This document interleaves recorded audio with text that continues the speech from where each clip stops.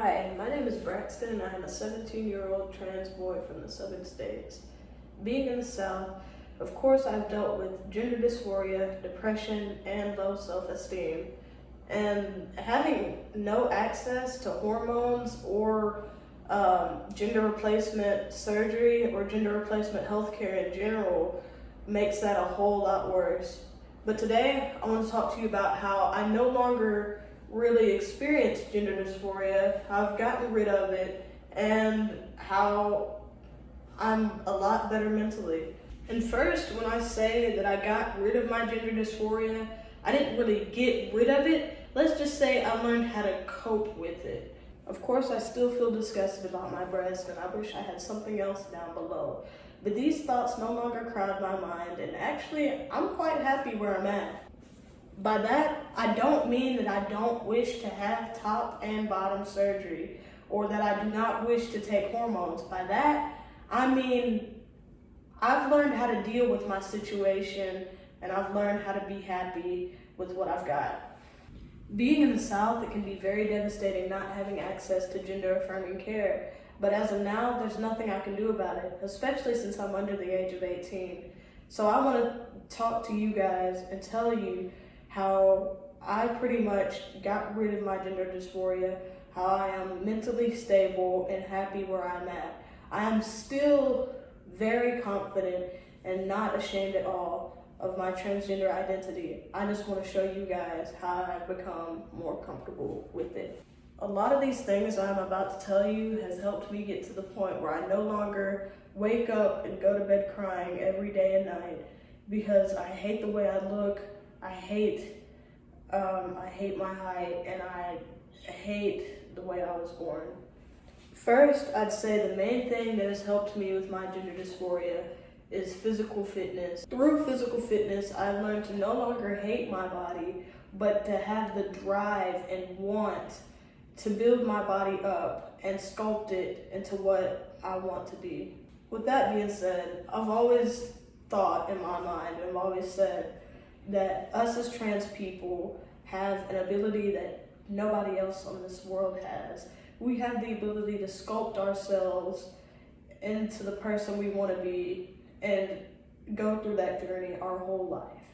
We can build who we want to be, build what we want to look like, and we have that journey for the rest of our lives. I guess you could say cis people have that too, but I don't know. It's a different, for me it's a different experience being trans. Getting to know yourself, getting to create your personality, create what you want to look like on the outside, as well as creating who you are on the inside, you know. I've always thought that was a magical experience that us as trans people had. So I guess physical fitness leads me on to the next thing, which is finding a passion. And the reason why physical fitness led me to the next thing is because physical fitness has become my passion. And I feel like once you take the time to not only work on your body and work on your physical fitness, but once you take the time to focus on your passion, something that you are very passionate about, something you want to pursue in life, then your mind is no longer drowned with these self-hatred thoughts. Your mind is no longer drowned with negativity. It's no longer crowded with these thoughts of, oh, I hate myself, oh, I hate the way I look, I just wish I didn't have this, I wish I didn't have that, or I wish I had that, because you're so focused on something you're passionate about, you're focused on something that makes you happy. So that really is probably some of the best advice I can give you for not having trouble with gender dysphoria. And that leads into mental health. Having great, stable mental health is also something that's going to help you, I wouldn't say get rid of, I want to say cope with your gender dysphoria, because gender dysphoria is something that, will never go away. But again, a good, stable mental health will help you cope with your gender dysphoria. Me personally, I see a therapist and a psychologist, so I recommend that. It helps. It helps a whole lot.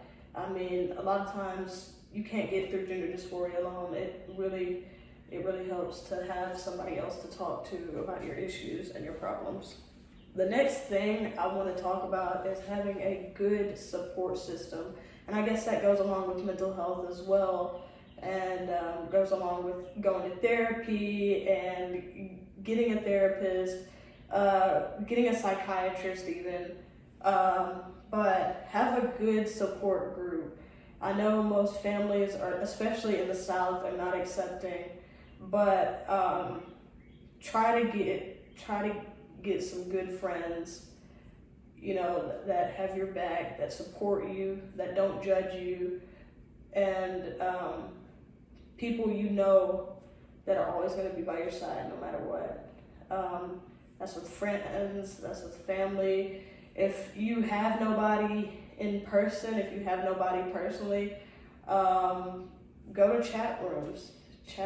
You'll find a lot of people. Go online, social media.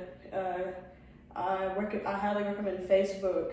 A lot of their trans support groups are awesome. But yeah, make sure you have a good support group. It's always good to surround yourself with people that actually care about you and people that won't judge you for who you are. The next thing I want to talk about is positive self-talk. And when I say positive self-talk, I don't mean going into the mirror every day, looking in the mirror every day and repeating affirmations to yourself over and over and over again. What I mean by positive self-talk is have encouraging thoughts about yourself. Whenever you get that feeling of, oh, I'm not good enough, oh, I just wish I didn't have this, or I wish I had something else, just try to think positively about your situation. Especially when I think about my body, oh, I hate that I have breasts, or I hate that I have whatever I have down there. I like to remember that I can change my breasts through fitness, and most people aren't looking at that anyway. And I like to also remember that nobody is staring at what you got going on down here. Nobody knows.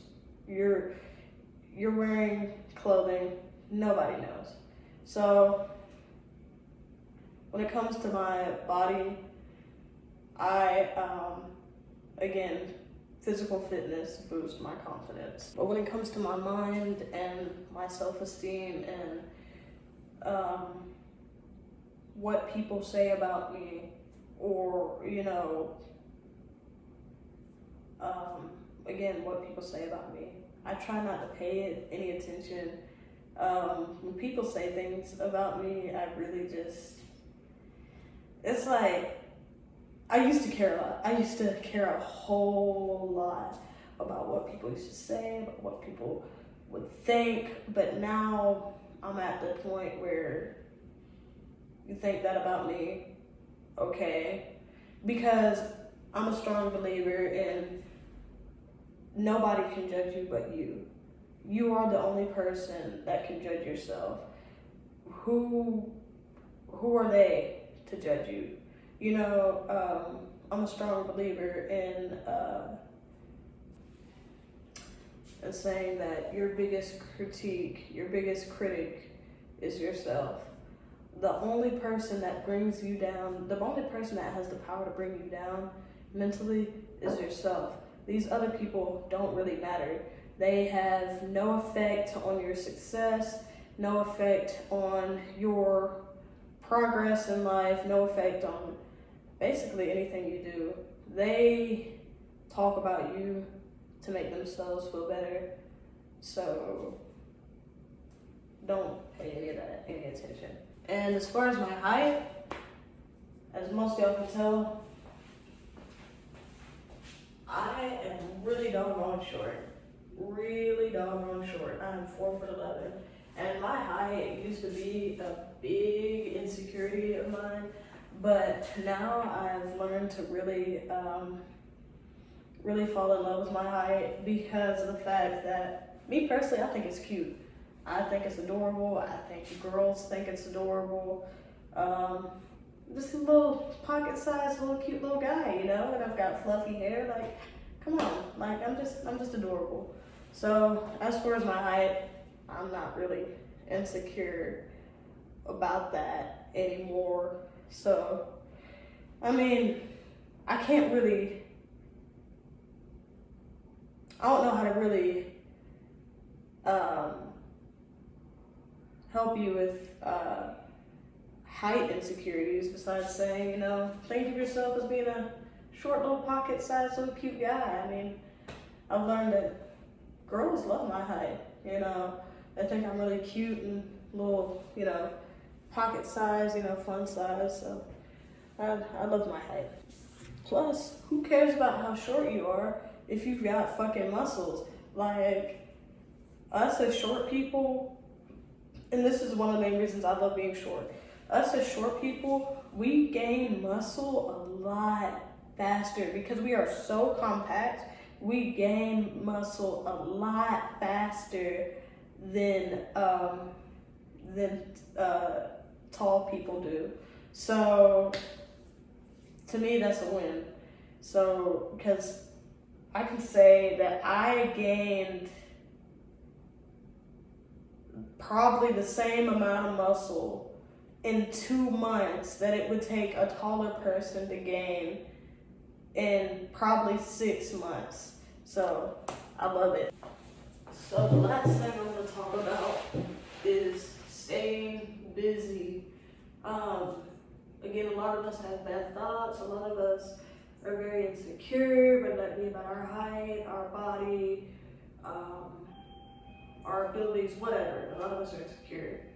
But those thoughts can't wander if you're staying busy, right? If you're doing things all day.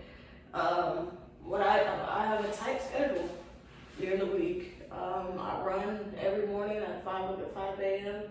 I wake up every morning at 4:30 to go run at 5 a.m.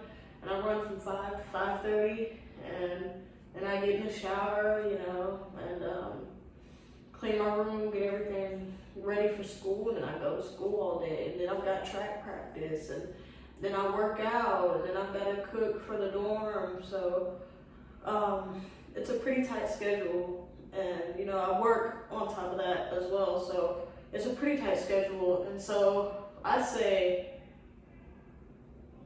my biggest advice, not only to trans people, but to anybody dealing with mental health issues in general, my biggest advice to you is to stay busy. Always do something, because it is when you're not doing anything that that those thoughts wander.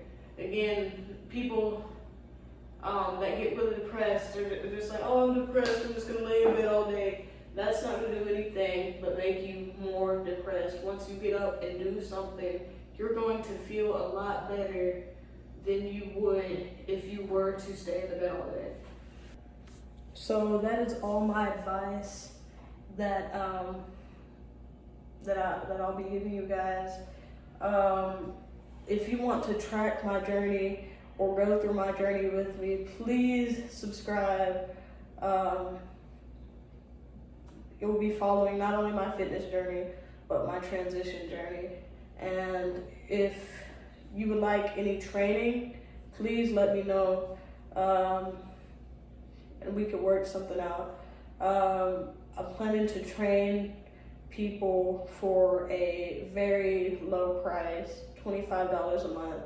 So about $25 a month. So if you need training, if you need somebody to keep you motivated, you know, if you don't have any equipment, if you don't have a gym membership, please let me know, and I'll teach you how to build muscle without weights, without without gym equipment, without a gym membership, because that's really how I started. Until just a few months ago, I've been recently really using weights.